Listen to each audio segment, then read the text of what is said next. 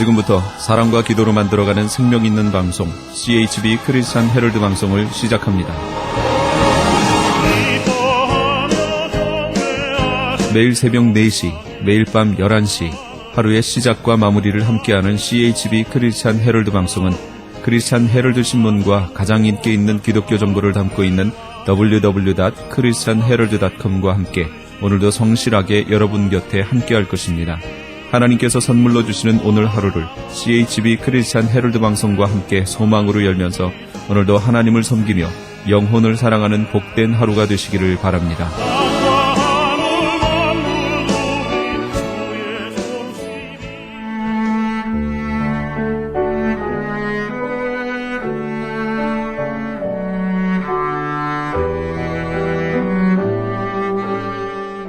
영혼의 쉼터의 청자 여러분, 오늘도 평안하십니까? 영혼의 쉼터 김수경 인사드립니다.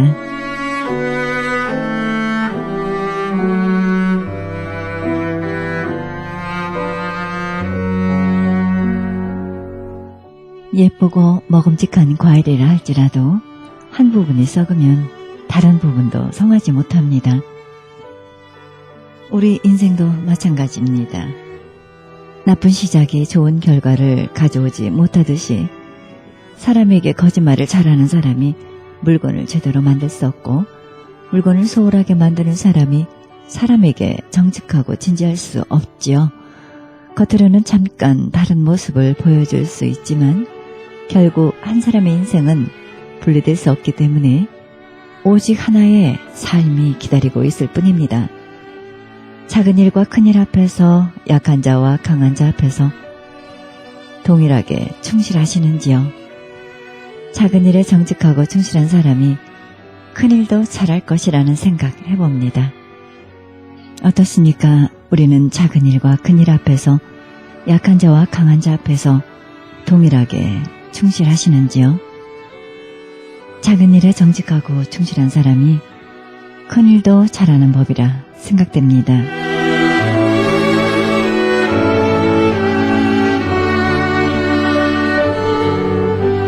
이 시간에는 말씀의 교회 정순영 목사님의 말씀 보내드립니다.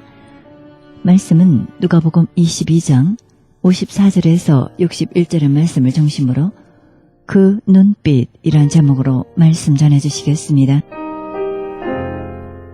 이때 베드로는 자신이 큰 소리 쳤던 대로 주머니에 가지고 다녔던 칼을 뽑아서 예수님을 지키려고 그 칼을 휘두르고 있습니다. 수많은 무리 앞에 칼 한 자루를 들고 예수님을 지켜보려고 이리저리 칼을 휘두르며 예수님을 지켜보려고 합니다. 그 칼 휘두름에 대제사장의 종 말고라고 하는 사람의 귀가 잘려져 나갑니다. 그것을 보고 우리 주님이 베드로를 말리십니다. 베드로야, 이것까지도 참아라. 나를 잡으러 오고 나를 죽이려 하고 하는 이것까지도 너는 참아야 돼 하면서 땅에 떨어진 그 말고라고 하는 사람의 귀를 주워서 그 귀에 다시 붙여 치료해 주십니다. 그리고 예수님께서는 예수님을 잡으러 온 그들에게 붙잡히셔서 끌려가십니다.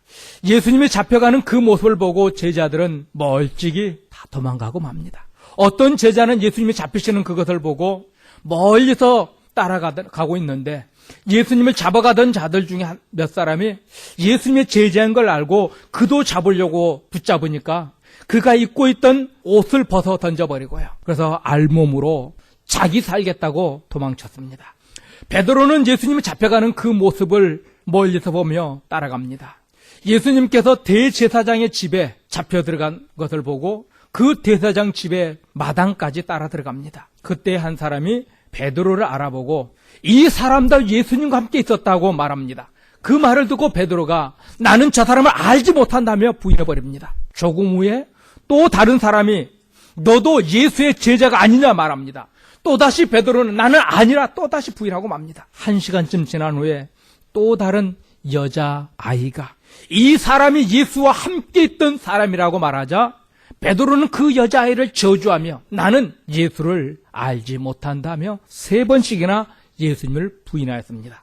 이 말이 끝나기도 전에 닭이 웁니다. 이 베드로가 나는 예수님을 알지도 못한다며 저주하며 3번째 부인하는 그 순간에 누가복음 22장 61절 62절입니다. 같이 봅니다.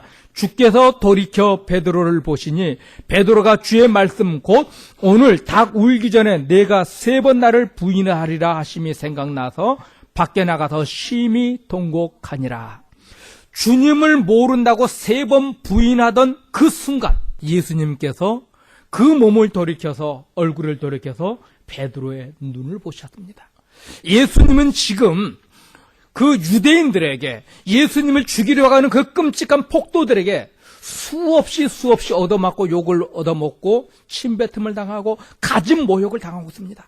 그 순간에 베드로는 예수님을 모른다 부인하였고 예수님을 모른다 부인하는 그 순간에 베드로는 무의식적으로 예수님을 바라봤는데 그 순간에 예수님께서 얼굴을 돌이켜서 예수님의 눈과 베드로의 눈이 마주칩니다. 그 순간 우리 주님의 눈빛은 어떤 눈빛이었을까요?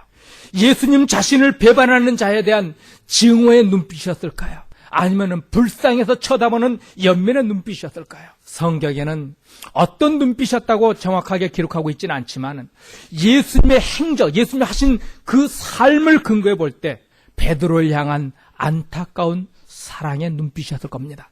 베드로, 너 죽으면 죽었지 나를 부인하지 않는다고 해놓고 너 나를 이렇게 배신하냐, 이 배신자하면서 쳐다보는 그런 눈빛이 아니었습니다. 너 살겠다고 나를 배신하느냐, 이 의리도 지조도 없는 놈아 하며 책망하는 눈빛도 아니었을 겁니다. 야, 세상에 믿을 놈 하나 없구나, 그래도 너는 믿었는데 하는 그런 눈빛도 아니었습니다. 내가 너희와 3년 반 동안 3년 동안 쌓은 사랑, 너희가 나를 따르면서 배우며 쌓았던 믿음이 겨우 이 정도냐 하냐, 그런 배반당한 분노의 눈빛도 아니었습니다. 그 눈빛은 원망의 눈빛도 아니고 책망하려고 쳐다본 눈빛도 아니었습니다. 주님이 넘어진 베드로, 실패한 베드로에게 말씀하신 것을 기억하시기 바랍니다. 베드로야, 잊지 마. 내가 너를 위해 기도한 것 잊지 마. 내가 마지막 내게 부탁한 것 잊지 마. 내가 너를 회복시켜서 너는 반드시 일어날 거야. 너는 다시 회개하고 일어날 거야.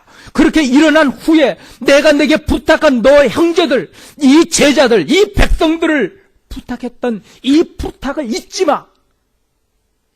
바로 그 말씀을 하시는 겁니다. 내가 너를 회복하게 할 것인가? 너는 지금 넘어지고 나를 집은 3번 부인했지만은 내가 너를 위해서 기도했잖아. 너는 반드시 일어날 거야. 일어나서 내가 마지막 부탁했던 그 마지막 부탁 잊지 마. 우리 주님은 그 눈으로 베드로를 바라보셨습니다. 예수님의 그 눈빛은 회복에 대한 약속의 눈빛이었고 또 다른 제자들을 부탁하는 눈빛이었습니다. 당신이 고통당하고 가진 수모와 치욕을 당하는 그 순간에도 베드로와 또 다른 제자들을 걱정하고 계셨던 눈빛입니다. 우리 하나님은요, 아담이 선악과를 따먹는 불순종의 죄에 빠졌을 때 어떻게 합니까? 창세기 3장 15절에 보면 여인의 후손, 곧 어린 양 대신 우리 예수님의 그 죽음을 미리 약속해 주셨습니다. 아들의 생명을 주어서라도 구원하시기를 기뻐하셨던 분이 우리 주님이십니다. 예수님을 은 30에 판 가룟 유다를 향해 하신 말씀 보시기 바랍니다. 마가복음 14장 21절 같이요. 인자는 자기에게 대하여 기록된 대로 가거니와 인자를 파는 그 사람에게는 화가 있으리로다. 그 사람은 차라리 나지 아니하였다면 제게 좋을 뻔하였느니라 하시니라. 예수님은 말씀합니다. 나는 처음부터 십자가를 지려고 이 땅에 태어났고 이 땅에 왔지만은 가룟 유다는 차라리 태어나지 않았으면 좋았을 것이다 하며 그를 불쌍히 여기고 계십니다. 자신을 배반하여 은 30에 팔고 있는 그런 끔찍한 가룟 유다지만은 그런 자에게까지도 불쌍히 여기시는 우리 주님이셨습니다. 그런데 예수님이 정말 사랑했던 자 베드로의 넘어짐을 보고 너희는 나를 배신했지 하면서 배신의 눈빛, 증오의 눈빛으로 과연 베드로를 바라봤겠습니까? 누가복음 22장 32절이요. 그러나 내가 너를 위하여 내 믿음이 떨어지지 않기를 기도하였노니 너는 돌이킨 후에 내 형제를 굳게 하라. 예수님은 베드로를 보시면서 베드로야, 내가 이런 일이 일어날 것을 알고 너를 위해서 기도했단다. 너희가 회개하게 할 것을 위해 기도했고 내가 반드시 회개한 후에 내 형제들을 돌아보라. 바로 이 말씀을 하시는 겁니다. 내가 내 믿음이 떨어지지 않게 해서 기도했단다. 너는 다시 일어날 것이라. 내가 기도했기 때문에 너는 일어설 것이다. 일어선 후에 내 믿음이 회복된 후에 너는 내 형제들, 내 백성들을 돌아봐라. 이 말씀을 베드로를 바라보시며 하신 겁니다. 베드로의 죄가 아무리 크고 심각한 죄라 할지라도요, 우리 주님의 그 사랑에서는 끊을 수 없습니다. 베드로가 넘어질 것도 아셨습니다. 그러나 하나님은 더 큰 사랑으로 베드로를 회복시켜서 하나님의 거룩하고 위대하신 뜻을 반드시 이루어내고 마십니다. 베드로가 3번 넘어지면 우리 하나님은 4번 일으켜서라도 하나님께서는 하나님의 선하신 뜻을 이루어 가십니다. 여러분이 믿음으로 살 때 많이 넘어지고 실패합니다.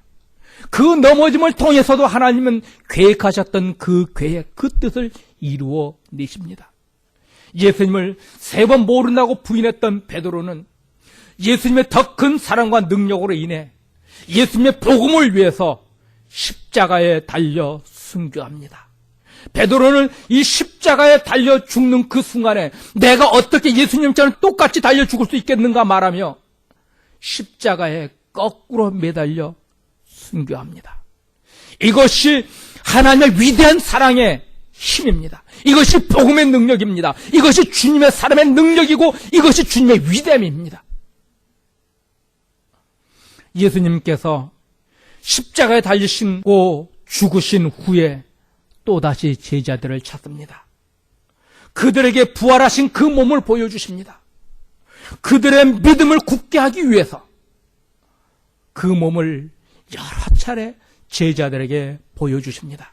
부활하신 그 몸을 먼저 여인들에게 보여주시고 제자들에게 전해라. 내가 다시 살아났다, 부활했다, 이 사실을 전하라 합니다. 그래도 제자들이 믿지 못하니까는 그 제자들에게 친히 찾아가셔서 부활하신 그 몸을 보여주시고 나를 만져봐라. 이렇게 해서까지 제자들의 믿음을 또다시 회복시켜줍니다. 의심 많은 도마, 그를 또한 특별히 찾으셔서 내 몸에 손을 넣어보고 내 손에 손가락을 넣어보고 이렇게 해서라도 나를 믿어라. 만져보고라도 이 부활의 사실을 믿으라 하셨습니다. 또한 엠마오로 가고 있던 그 제자들을 찾아가셔서 그들을 친히 가르치시고 동행하시며 주님이 부활하셨다는 사실을 확실히 믿을 수 있도록 하나님은 은혜를 끊임없이 베푸셨습니다. 그러나 제자들은 부활하신 주님을 직접 만난 후에도요, 그 몸을 만져보고 그 손에 손가락을 넣어본 후에도 제자들은 어떻게 합니까? 자기들이 옛날 가졌던 직업, 물고기 잡던 그 업으로 피시맨으로 돌아갑니다. 요한복음 21장 2절 3절입니다.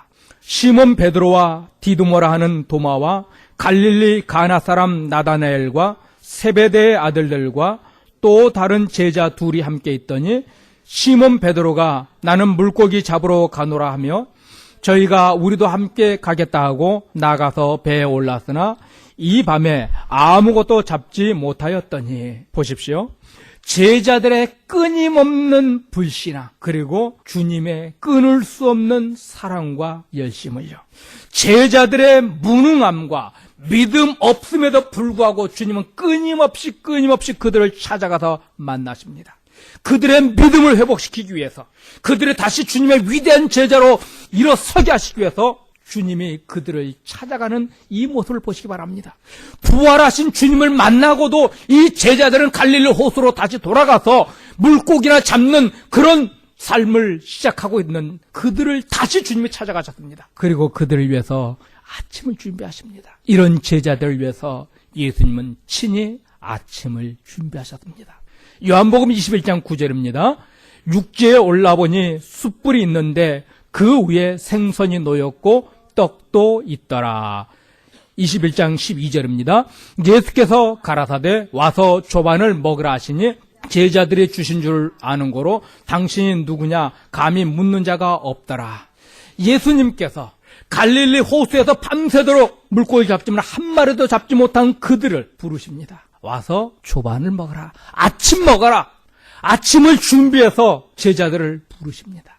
주님을 배반했던 제자들, 믿음으로 서 있지 못한 제자들, 부활하신 주님을 만나고도 물고기나 잡으러 가고는 이런 한심한 제자들이지만은 주님은 그들을 버리지 아니하시고 그들을 위해서 아침을 준비하셨습니다. 그들을 책망하지 않으시고 아침을 준비하여 먹이셨던 주님이십니다. 아침을 먹은 후에 주님이 베드로에게 말씀합니다. 베드로야, 내가 이 모든 사람들보다 나를 더 사랑하느냐 물으셨습니다. 또다시 베드로에게 베드로야, 내가 이 사람들보다 나를 더 사랑하느냐 물으셨습니다. 또다시 베드로에게 베드로야, 내가 이 모든 사람들보다 나를 더 사랑하느냐. 베드로는 두렵고 떨리는 마음으로 고백합니다. 주여, 내가 주를 사랑하는 줄 주님이 아십니다. 주여, 내가 주님을 사랑하는 줄 주께서 아십니다. 주여, 내가 주님을 사랑하는 것 주께서 아십니다. 주님은 베드로의 대답을 들으시고 말씀하시기를 내 양을 먹이라, 내 양을 치라, 내 양을 먹이라 말씀하셨습니다. 우리 주님께서 베드로를 특별히 지명해서 이렇게 물으신 것은 베드로가 예수님을 3번 부인했기 때문에 괘씸해서 그렇게 물어본 건 아닙니다. 베드로가 3번 너 나 부인했지 하면서 그것을 괴롭게 하기 위해서 물어보신 것이 아니라는 말씀입니다. 베드로를 회복시키는 겁니다. 베드로의 그 제자의 직분을 회복시키는 겁니다. 만일 예수님이 이런 과정을 거치지 않고 예수님이 바로 천국으로 하나님 나라로 승천해 버리셨다고 한다면요, 베드로는 평생 실패자, 패배자, 주님을 배반한 자, 이 아픔과 수치와 고통을 가지고 살 것이고, 이 베드로는 절대 주님의 제자로서 살지 못했을 것이고, 이 베드로는 절대 주님을 위한 삶을 살 수 없었습니다. 우리 주님께서 이 과정을 통해서 베드로를 또다시 수제자로 회복시켜 주시는, 예수님의 제자로 다시 회복시켜 주시는, 결국 그 사건을 통해서 베드로는 우리 주님을 위해서 순교하는 이 거룩한 영광의 자리까지 나아가게 하셨습니다. 주님은 내가 나를 사랑하느냐, 내가 나를 사랑하느냐, 내가 나를 사랑하느냐 3번 물으셨던 것을 통해서 베드로와 우리 주님과의 관계가 완전히 회복되었다는 사실, 그리고 베드로에게 내 양을 먹이라, 내 양을 가르쳐라, 내 양을 치라셨던 이 사명을 다시 주심을 해서 베드로를 통해서 또다시 구원의 놀라운 역사를 이루어 가시는 이 사건을 보여주고 계십니다. 예수님은 자신을 부인하며 떠났던 제자들, 부활한 주님을 만나고도 믿음으로 서 있지 못한 제자들을 왜 이처럼 사랑하실까요? 자기 백성, 자기 자녀이기 때문입니다. 요한복음 13장 1절입니다. 6월절 전에 예수께서 자기가 세상을 떠나 아버지께로 돌아가실 때가 이른 줄 아시고 세상에 있는 자기 사람들을 사랑하시되 끝까지 사랑하시느니라. 아멘. 우리 주님은 자기 사람들을 사랑하시되 끝까지 사랑한다 합니다. 우리 예수님의 사랑은 영원합니다. 우리가 순종하고 충성할 때만 사랑하시는 그런 분이 아니라 우리가 불순종하고 죄악 가운데 죄인의 자리에 있는 그 순간에도 우리 주님의 사랑은 언제나 영원하고 동일합니다. 베드로가 주께 충성해서 사랑받는 제자가 된 것 아닙니다. 사도 바울이 예수님께 충성해서 예수님이 그를 제자로 세우신 것 절대로 아닙니다. 사도 바울은 오히려 예수 믿는 사람들을 잡아 죽이는데 앞장섰고 감옥에 가두려고 담에서까지 쫓아가던 그를 불러서 우리 주님께서 제자 삼으셨습니다.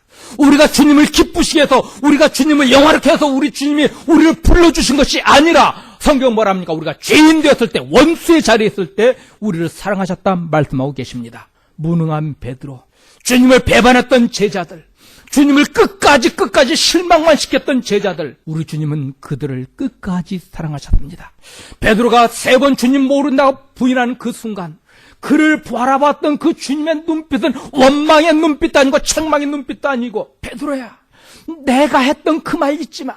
내가 너를 위해서 기도했던 그 사실 잊지 마. 너는 반드시 일어나서 회복되어서 내게 맡긴 이 형제들, 이 제자들, 그들을 굳게 하라 했던 이 사명 절대 놓지 마. 베드로는 주님의 눈에서 그것을 읽었을 겁니다. 주님은 실패한 베드로를 불러서 크고 위대한 일을 이루셨습니다. 우리 주님은요, 마태복음 12장 20절 같이요, 상한 갈대를 꺾지 아니하며 꺼져가는 심지를 끄지 아니하기를 심판하여 이길 때까지 하리니. 상한 갈대도 꺾지 않으시고 꺼져가는 등불도 끄지 않으시는 하나님이십니다.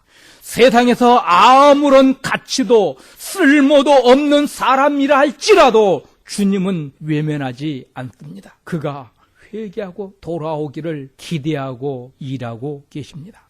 그리고 언제나 끝까지 지키시고 보호하시는데 이길 때까지, 마귀에게 이길 때까지, 사탄에게 이길 때까지, 하나님의 선하고 위대하신 뜻을 이룰 때까지 지키시고 보호하셔서 하나님의 위대하심, 하나님의 그 거룩하신 뜻을 반드시 이루어 내십니다.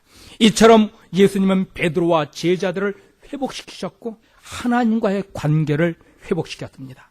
예수님께서 회복시키니까 베드로는 이제는 더 이상 죽음도 두렵지 않습니다. 세상 그 어떤 것도 위협이 되지 않습니다. 그 어떤 것도 부럽지 않았습니다. 제자들은 예수님과의 관계가 회복되니까요, 그들의 몸에 가지고 있는 질병도 부끄럽지 않았고 그들의 가난함도 부끄럽지 않았습니다. 그들의 부식함도 부끄럽지 않았습니다. 하나님께서는 우리를 하나님과 바른 관계를 회복시켜 주셨습니다. 아버지라 부를 수 있는 이 아들의 신분을 회복시켜 주셨습니다. 하나님께서는 사울을 불러서 예수님의 위대한 사도로 삼으신 것은 바울의 질병을 고치기 위함이 아니었습니다. 바울의 하나님이 되시고 바울의 영원한 구주가 되시기 위해서 바울을 부르셨습니다. 바울을 통해서 하나님이 이루실 거룩한 목적을 위해서 바울을 부르셨습니다. 이와 같이 우리를 부르신 목적 이유가 있습니다. 첫째는 하나님과 우리를 화목하게 위해서 주님이 우리를 불러주셨고, 두 번째는 주님이 가지신 그 위대하신 뜻을 이루게 하시려고 불러주셨습니다. 세상에는 아무런 목적 없이 태어난 사람 없습니다. 그 목적을 위해서 살지 못하고 살아가는 사람은 참으로 많습니다. 교회에 10년, 20년, 30년을 다니면서 삶의 목적이 돈이 된 사람도 있고요, 출세와 성공을 위해서 예수를 믿는 사람도 많이 있습니다. 자기 건강을 위해서 예수 믿는 사람도 많이 있습니다. 그러나 우리 주님은 제자들을 부자 만들려고 부르시지 않았고, 제자들을 건강한 자 만들려고 부르시지 않고, 제자들을 세상에서 출세하는 자들로 부르시려고 부르시지 않았습니다. 그런데 오늘날 많은 교인들은요, 주님의 부르심의 목적과는 전혀 상관없이 자기 배부름, 자기 건강, 자기 사업의 잘됨, 자녀의 잘됨, 우리 주님의 부르신 목적과는 전혀 상관없이 오직 자기 이기심, 자기 욕심만을 위해서 교회를 나옵니다. 이런 생각으로 살다 보니까 세상에서 말하는 성공을 못하면 사업을 잘하다가, 사업이 잘 되는 순간에는 교회에 많은 헌금도 하고 열심히 하다가 사업이 잘 안 되고 어려움이 겪고 헌금도 제대로 할 수 없는 그렇게 가난함이, 고통이 찾아오면 어떻습니까? 슬그머니 교회를 떠나갑니다. 예수님은 우리를 세상에서 돈 많이 벌게 하려고 십자가에 달려 죽지 않으셨습니다. 오히려 예수님은 이런 것들은 이방인들, 예수를 믿지 않는 자들이나 구하는 것이라면서 너희는 먼저 그의 나라와 그의 의를 구하라 말씀하셨습니다. 예수님은 우리를 건강하게 살게 하시려고 십자가에 못 박혀 죽지 않으셨습니다. 예수님은 오히려 내 손이 범죄하게 하거든 잘라버리라, 내 눈이 범죄하게 된 뽑아버리라, 내 다리가 범죄하게 된 잘라버리라 말씀하셨습니다. 차라리 불구자로 살다가 천국 가는 것이 낫다 했습니다. 우리의 건강, 우리의 출세, 우리의 그 물질의 부유함, 이것은 주님이 원하는 것이 아니었습니다.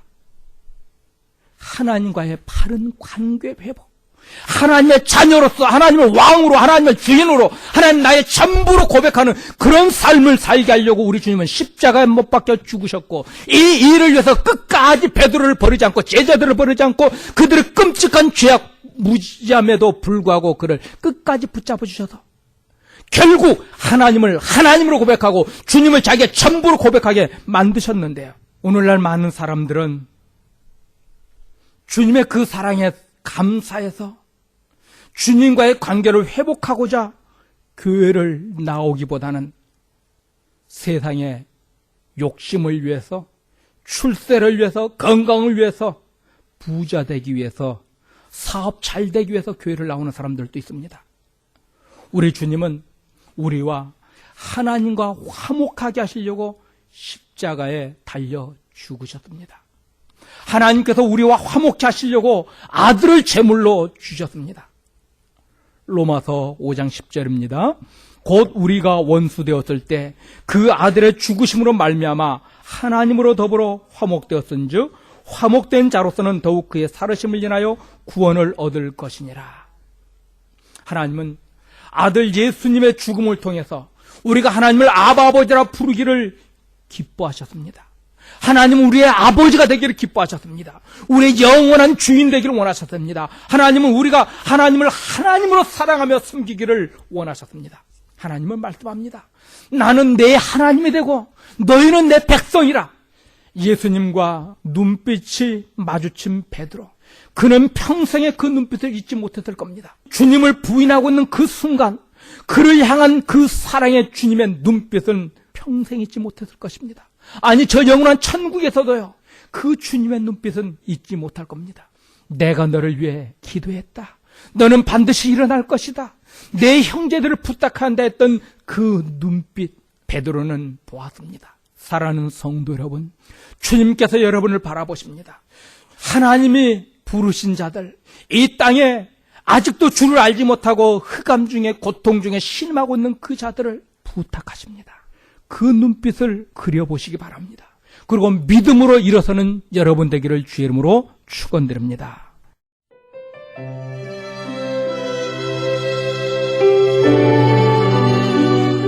지금까지 말씀의 교회 정승영 목사님께서 그 눈빛이란 제목으로 말씀 전해주셨습니다.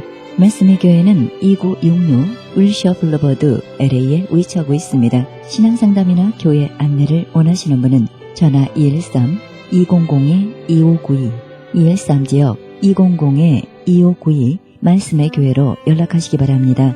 편집되지 않은 오리지널 CD를 원하시는 분은 교회로 연락하시기 바랍니다.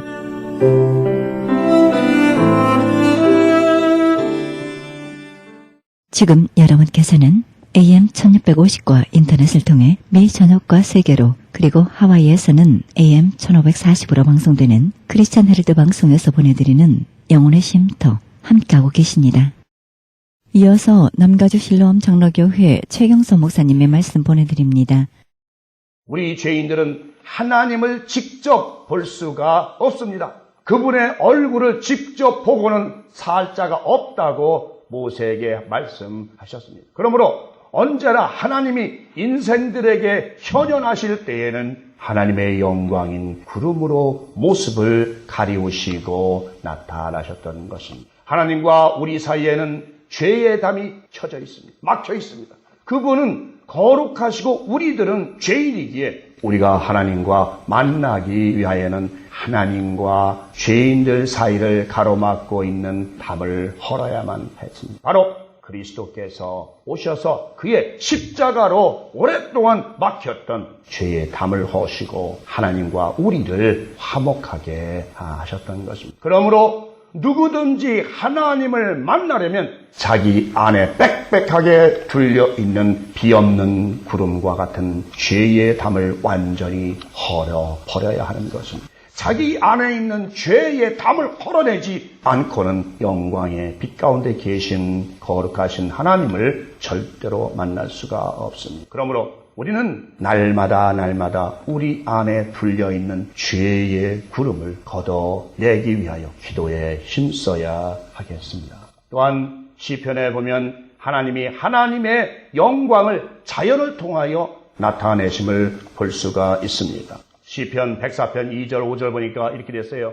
주께서 옷을 입음같이 빛을 입으시며 하늘을 휘장같이 지시며 물에 자기 누각에 들벌을 얹으시며 구름으로 자기 수레를 삼으시고 바람 날개로 다니시며 바람으로 자기 사자를 삼으시며 화염으로 자기 사역자를 삼으시며 땅에 기초를 두사 영원히 요동치 않게 하셨나이다.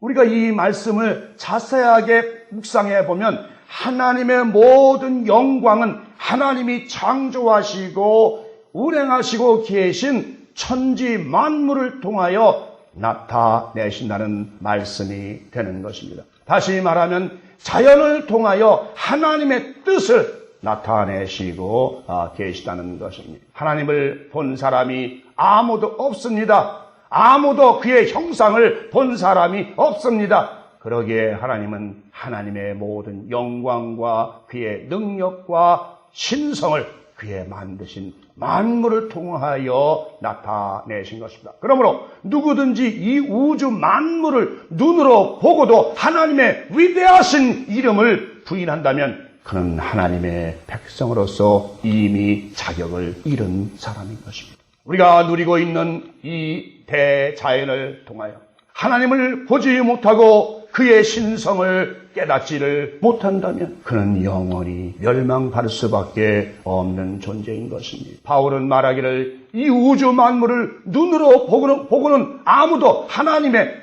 능력과 신성을 핑계치 못한 분명한 증거라고 기록을 하고 있습니다. 로마서 1장 19절 20절 보니까 이는 하나님을 알 만한 것이 저희 속에 보이니라. 하나님께서 이를 저희에게 보이셨느니라. 창세로부터 그의 보이지 아니하는 것들 곧 그의 영원하신 능력과 신성이 그의 만드신 만물에 분명히 보여 알게 되나니 그러므로 저희가 핑계치 못할지니라. 하나님이 만드신 만물 가운데는 하나님의 모든 능력과 그의 신성이 나타나 보인다는 것이죠. 그 옛날 하나님을 전혀 모르던 우리의 조상들도 비가 안 오면 하늘의 하나님께 지우제, 그렇죠 여러분, 비가 오게 해달라고 지우제를 지내고 비가 오면 하늘의 하나님께 감사를 드리곤 하였습니다. 여러분이 잘 아시다시피 우리 어렸을 때에 그때는 한국에 하나님을 알지 못하고 예수를 알지 못했습니다. 그저 토속신, 그저 나무에 가서 빌고 돌에 가 빌고 이렇게 했지만 그러나 그들의 속에는 하나님을 알 만한 그 양심이 있었어요. 그 양심 속에는 하나님을 알 만한 것이 있어요. 그래서 비가 오면 어째서 하느님이 비를 안 주시나, 또 비가 오면 하느님이 비를 주시냐라고 그는 자기도 모르는 사이에 하나님을 부르곤 한 걸 여러분 아실 것입니다. 그리고 여러분 아시죠? 그 옛날 사람들이 이렇게 넘어질 때 갑자기 넘어질 때 아이고 하나님, 자기도 모르는 사이에 입술에서 튀어나오는 거예요. 우리 안에는 하나님을 알 만한 모든 그 능력이 우리 안에 주어졌는데도 우리는 억지로 하나님을 부인하려고 합니다. 왜요? 자기의 삶이 더 좋으니까, 자기의 세상 삶이 더 좋으니까 하나님을 억지로 부인하려고 합니다. 여러분 안과 제 안에는 아무리 부인할지라도 하나님을 알 만한 지식이 우리 안에 분명히 있습니다. 아무리 하나님을 모르는 사람이라 할지라도 우주 만물의 자연 환경 가운데서 살게 되면 하나님의 은혜를 느낄 수 있다는 것입니다. 여러분, 사계절의 변화, 그죠? 무쌍한 하나님의 자연의 섭리를 보고도 하나님을 인정치 않겠다면 어떤 말로도 그는 구원의 축복에 참여할 수 없는 것입니다. 봄, 여름, 가을, 겨울, 봄, 여름, 가을, 겨울 계속 돌고 도는 것 아십니까? 누가 억지로 만든 것이 아니라 이것은 우리가 억지로 하는 것이 아니라 하나님이 봄, 여름, 가을, 겨울 누구를 위해서, 인생들을 위해서 똑같은 기후를 주신 것이 아니라 따뜻하고 덥고 선선하고 추운 날씨 변화를 따라서 우리 인생들에게 허락하셨어요. 여러분 아시잖아요. 그렇죠?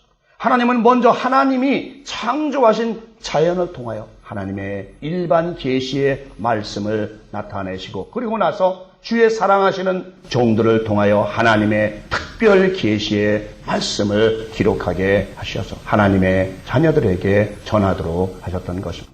여러분들이 성경을 읽고 듣고 깨닫게 되는 것은 바로 하나님이 선택받은 자들에게 특별히 주신 특별 은총인 해당하는 것입니다. 여러분들이 아시다시피 구약성경과 신약성경의 말씀은 바로 하나님이 창조하신 우주 만물을 배경으로 특별 계시의 말씀을 기록하게 하신 것입니다. 쉽게 말씀을 드리면 성경은 한결같이 하나님이 창조하신 만물의 이름들을 하나하나 비유를 들어 우리가 깨달아 알 수 있도록 그의 말씀을 나타내시고 있음을 봅니다. 참으로 우리는 아름다운 대자연의 질서와 그 오묘한 질서를 따라 운행되고 있는 자연의 조화 속에서 살고 있습니다. 지진이 나고 강한 폭풍이 불어닥치고 여러 가지의 전쟁에 무서운 폭탄이 떨어져 땅을 진동하더라도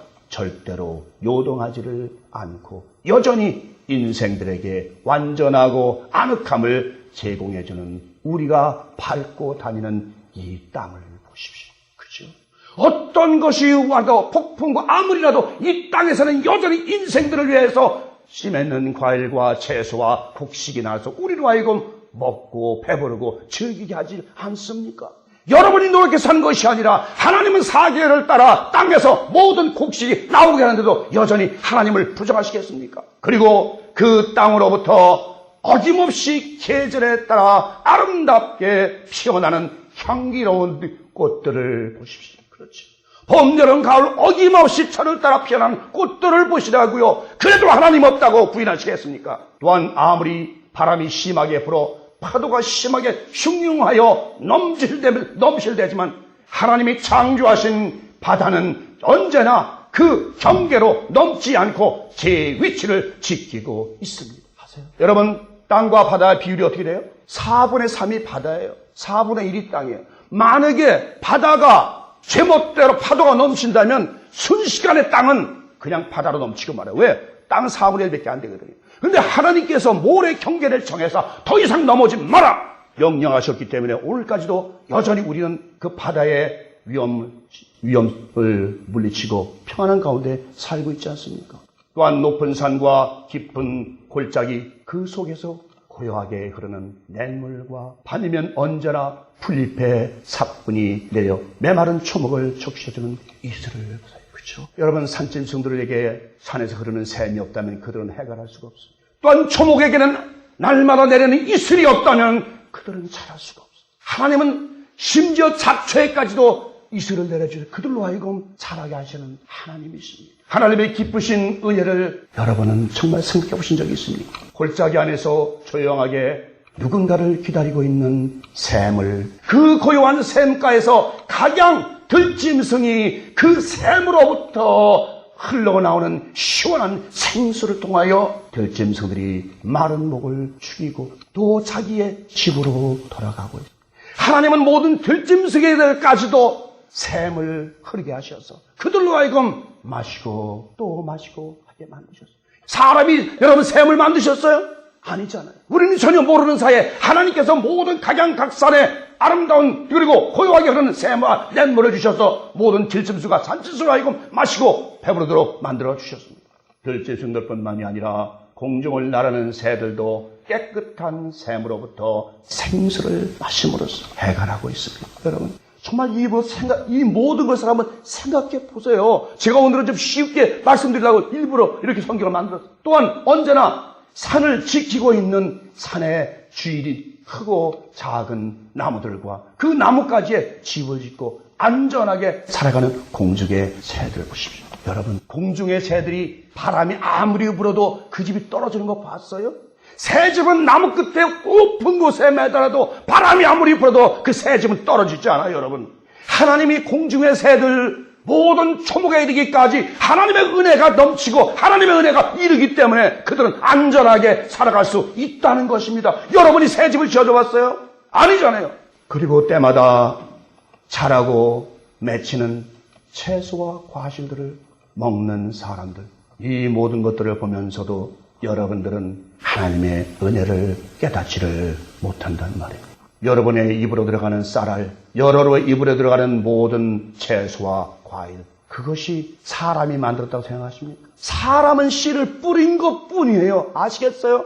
사람은 갖다 묘목한 것뿐이에요. 그 묘목이 자라고 자라서 꽃이 피고 잎이 나고 열매를 맺고 열매가 있게 해서 우리에게 먹고 마시게 하는 것은 하나님의 전적인 은혜라는 것입니다, 여러분. 그러니까 우리는 날마다 사도 바울이 날마다 기뻐하고 감사라고 말한 것이 바로 이거예요. 너희는 우리의 삶을 사는 모든 것이 하나님의 만드신 대자연 속에서 누리고 살고 있잖아요. 지금도 공기를 마시잖아요. 누가 하나님 주신 공기를 마시고 있잖아요. 이 집을 진 나무는요, 바로 하나님께서 키우신 그 나무로 집을 짓고 살잖아요. 이런데도 하나님이 안 계시고 하나님이 없다고 부인하고 하나님 내 마음대로 인생 마음대로 살겠습니까 여러분? 해와 달과 별들을 반짝이는 별들을 보고 아름다운 꽃들을 보고 나무들을 보면서 그래도 하나님이 없다고 하나님 어디 있느냐고 부인하고 부정한다면 여러분들 영혼은 도대체 어떻게 된 거예요?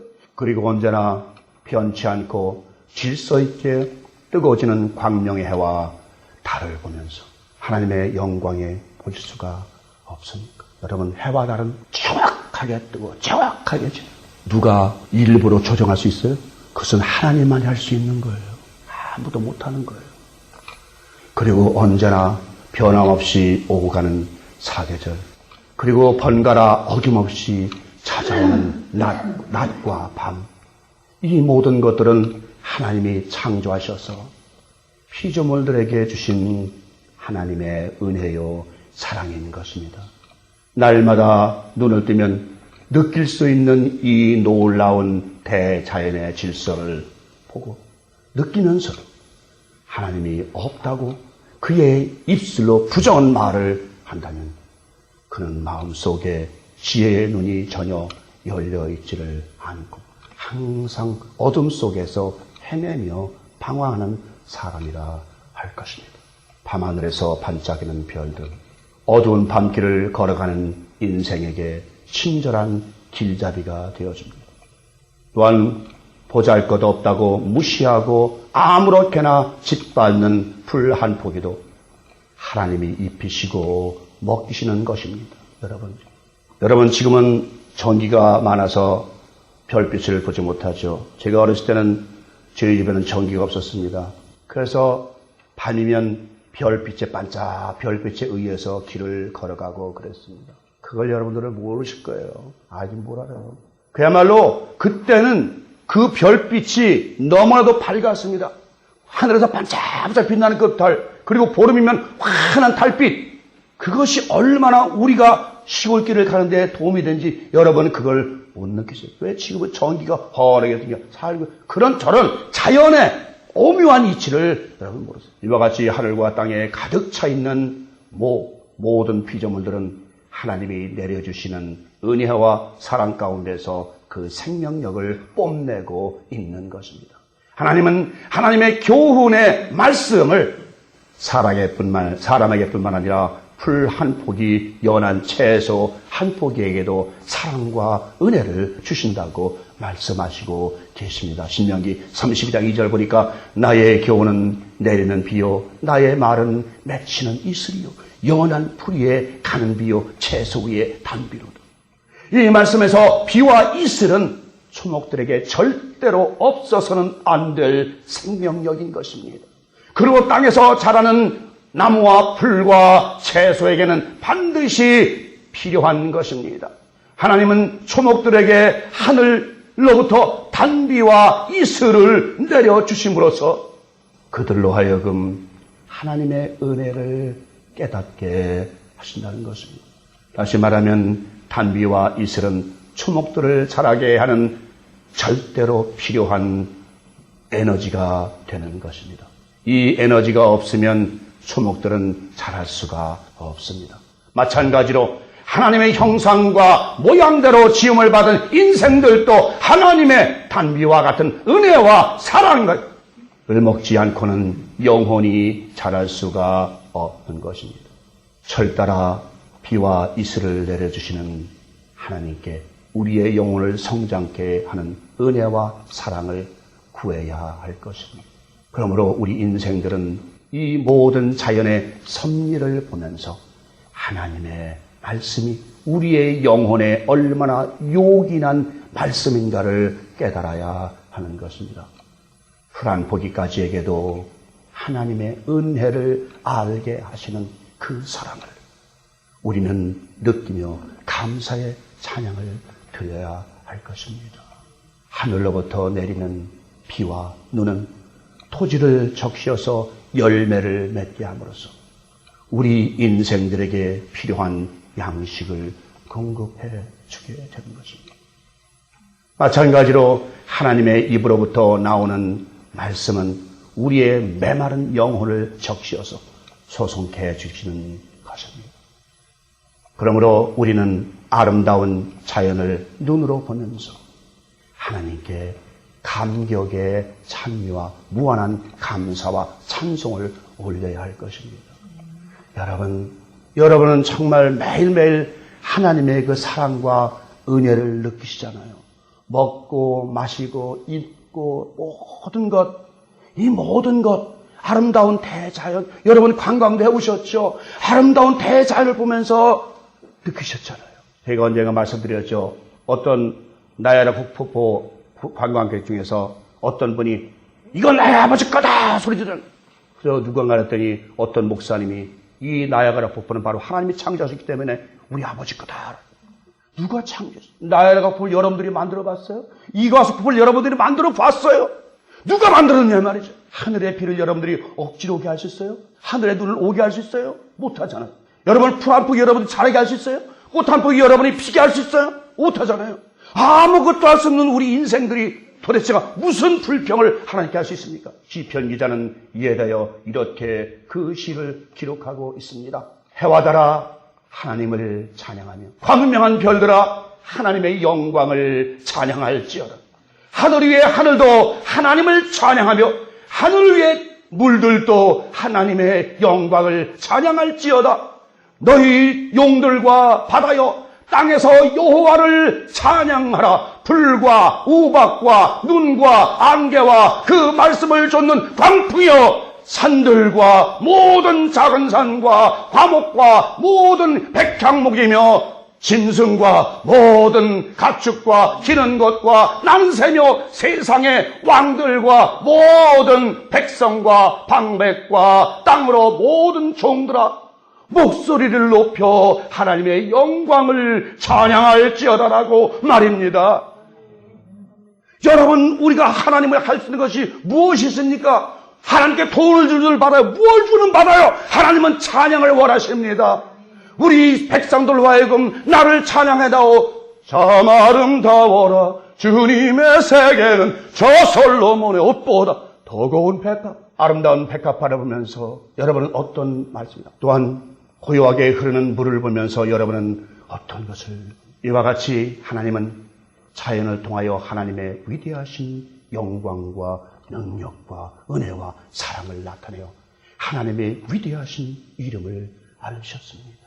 그러므로 하나님의 영광과 하나님의 자비를 의미하는 구름으로 주님의 승천하심을 가리웠다는 것은 바로 온 천하의 하나님의 영광과 자비를 바라는 사람들에게 주님이 다시 오실 때에도 이와 같이 주님의 영광과 자비의 모습으로 오신다는 것을 보여주신 것입니다. 그러므로 주님께서 다시 오실 때에는 모든 자연의 징조를 나타내심으로써 그 종말을 나타내신다는 것입니다. 그분이 오실 때에도 구름을 타고 구름들과 함께 오시겠다고 말씀하셨습니다. 이는 바로 하나님의 영광 가운데서 모든 하나님의 종들과 함께 오시겠다는 것입니다. 데살로니가전서 4장 16절 10절 보니까 주께서 호령과 천사장의 소리와 하나님의 나팔로 신이 하늘로부터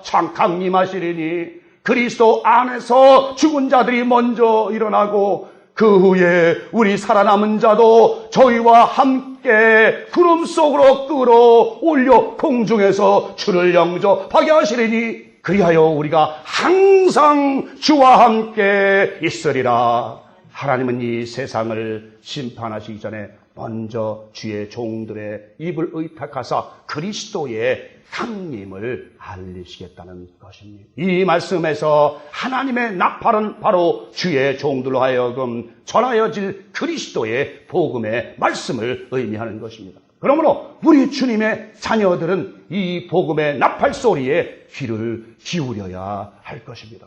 그 나팔 소리를 들었는데도 계속해서 잠만 자고 있다면 주님의 호령과 천사장의 깨우는 소리마저도 들을 수 없게 될 것입니다. 또한 주님은 말씀하셨습니다. 주님이 재림하시기 전에도 역시 대자연의 격변이 있을 것이라고 말입니다. 주님은 이미 그 말씀을 사도 요한을 통하여 알리셨습니다. 그가 기록한 계시록을 통하여 말씀하셨습니다. 보세요. 땅에 심한 지진이 나며, 그렇죠? 지금 지진이 막 나죠. 또 해와 달이 어두워지며, 또 막 별들이 무화과 나무에 열매가 떨어지듯 땅에 떨어지고, 해가 너무나도 뜨거워서 사람들이 타서 죽고 물들은 피가 되어 마실 수가 없게 된다는 것입니다. 이제 여러분 분명히 여러분 아십시오.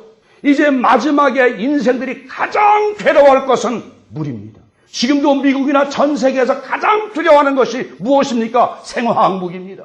만약에 생화학무기를 강의 근원에나 뿌려놓아버리면, 자체가 엎어놓아버리면 인생들은 그 물을 마시면 다 죽습니다. 하나님은 이미 아십니다. 그래서 요한계시록에 물이 피같이 되어 죽어서 마실 수가 없고 물이 있어서 마실 수가 없게 되리라. 바로 이것이 마지막 종말. 출애굽기 시대에 애굽에 물이 피가 됐을 때 그들이 땅을 파고 물을 구했던 것처럼 이제 마지막 날에 인생들은 이제 물을 구하기 위해서 땅을 파고 난리 날 것입니다. 이것이 우리 인생들에게 주어질 재앙인 것입니다.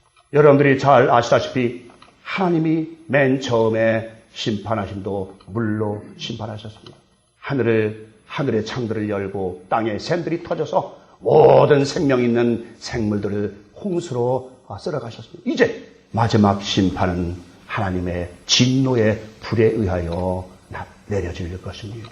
그러므로 우리는 항상 하나님의 창조하신 만물을 사랑하고 잘 가꿔야 할 것입니다. 이 세상 모든 피조물들은 하나님이 운행하시고 계시기 때문에 하나님의 생명을 받지 않고는 도저히 살아갈 수가 없다는 것입니다. 그 생명은 바로 영원히 썩지 아니하는 하나님의 생명을 누리는 것입니다. 그 영광에 참여하기 위하여 모든 피조물들은 하나님의 영광의 자녀들이 나타나기를 학수고대하고 있다는 것입니다. 로마서 8장 19절 읽겠습니다. 피조물이 고대하는 바는 하나님의 아들들에 나타나는 것이니 피조물들의 허무한 데 굴복케 하는 것은 자기의 뜻이 아니요 오직 굴복케 하는 이로 말미암음이라. 그 바라는 것은 피조물도 썩어짐의 종도로 돼서 벗어나서 해방되어서 하나님의 자녀들의 영광의 자유에 이르는 것이니라. 결국은 피조물들도 썩어짐의 종로, 죽음의 종로에 벗어나서 하나님의 영원한 하나님의 그 영광의 자유에 이르기를 원하는 것이에요. 이제 여러분들은 하나님의 영광 가운데 참여할 자녀들입니다. 우리 주님이 여러분 안에 임하시면 여러분들은 그분의 영광스러운 지체가 되어 하나님의 영광의 나라에 들어가게 된다는 것입니다. 그 날까지 우리 주님 안에서 풍성한 성령의 열매들이 맺어가시는 에덴 동산의 거룩한 하나님의 기뻐하시는 나무들이 되시기를 간절히 축원을 드립니다.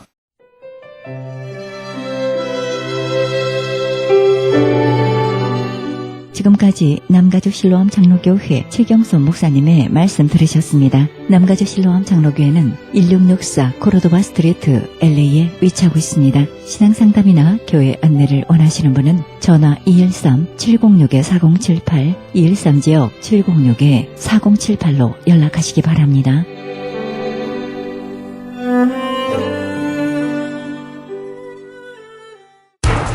기적의 영양제 M3를 아십니까? 무슨 병에 걸렸던지 큰 효과를 준다는 그 신비한 기적의 영양제. 혈액에 영양을 공급하여 힘이 생기니까 피곤하지 않고 이제는 지팡이 없이 걸을 수 있다고 많은 분들이 간증을 합니다.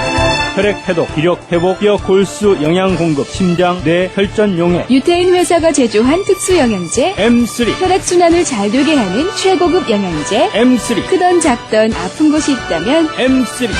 213-435-9600, 213-435-9600번입니다. 정직한 마음으로 권해드립니다.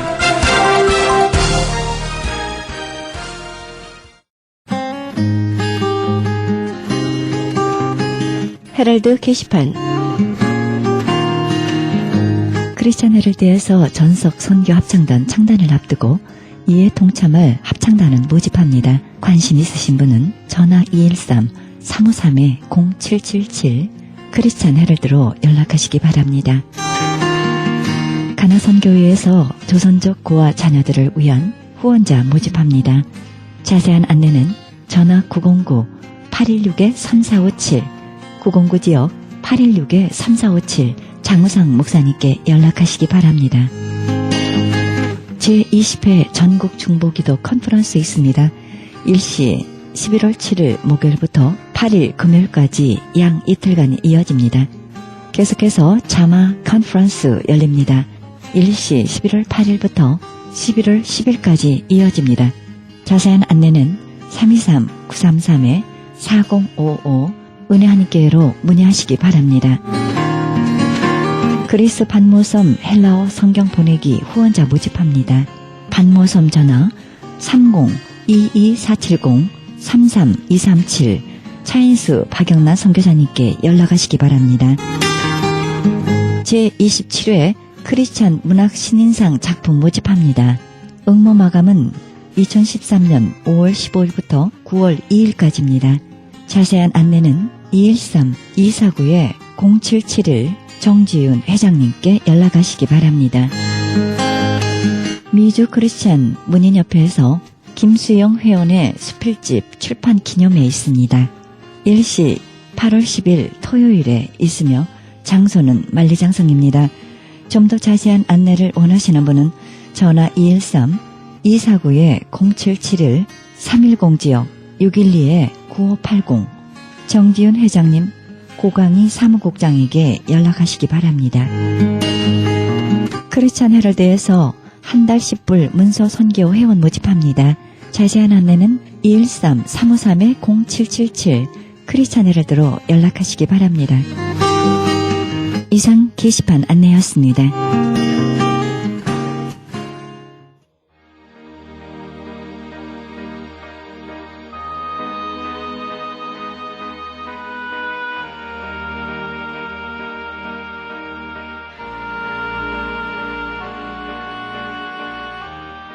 너희가 내 안에 거하고 내 말이 너희 안에 거하면 무엇이든지 원하는 대로 구하라.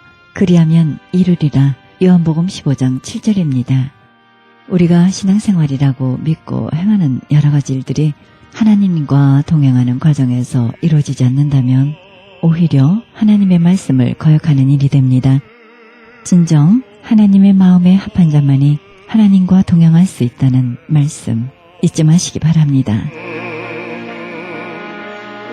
이 방송은 먹는 음이온 TM 포밀러 휴가좋기로 소문난 네이처 영양제 센터와 이민법을 전문으로 하는 김한주 변호사 그룹 제공입니다. 지금까지 여러분께서는 그리스도의 복음을 가장 널리 가장 많이 전하는 크리스천 헤럴드 방송에서 보내드린 영혼의 쉼터 함께 하셨습니다. 진행의 김수경이었습니다. 고맙습니다.